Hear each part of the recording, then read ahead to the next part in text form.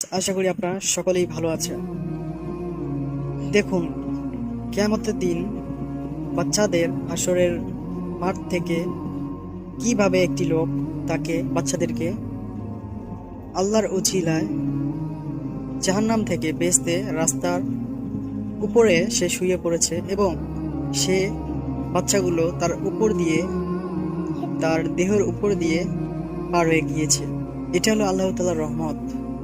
যারা আল্লাহ তাআলার রহমত নিতে বা এরকম করে নিতে চাইবেন, তারা অবশ্যই ৫ ওয়াক্ত নামাজ পড়বেন, জাকাত দিবেন। এই যে কোরবানি ঈদ এসেছে, আপনাদের আশেপাশে কত লোক রয়েছে যারা একটুকু গোস্ত খেতে পায় না, তাদেরকে খোঁজ খবর নেবেন, গোস্ত দিবেন, মাংস দিবেন এবং সাহায্য করবেন। রাস্তায় কোনো ভিক্ষুক বা কেউ থাকলে তাদেরকে সাহায্য করবেন কোরবানি ঈদে।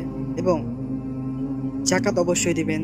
যদি কারো ঘরে ৫০,০০০ পরিমাণ টাকা থাকে বা তার সামর্থ্য ওইরকম থাকে, যেমন জমা আছে ঘরে ৫০,০০০ টাকা, সে জাকাত তার উপর নির্ধারিত করেছেন আল্লাহ তাআলা এবং কোরবানিও তার উপরে নির্দেশ দিয়েছেন আল্লাহ তাআলা। আশা করি আমরা বুঝতে পেরেছি। তো কমেন্টে জানাবেন। ইসলামিক ভিডিও ভালো লাগলে আমাদের চ্যানেলটি সাবস্ক্রাইব করে সঙ্গে থাকবেন। অবশ্যই ভিডিওটি শেয়ার করবেন। আল্লাহ হাফেজ।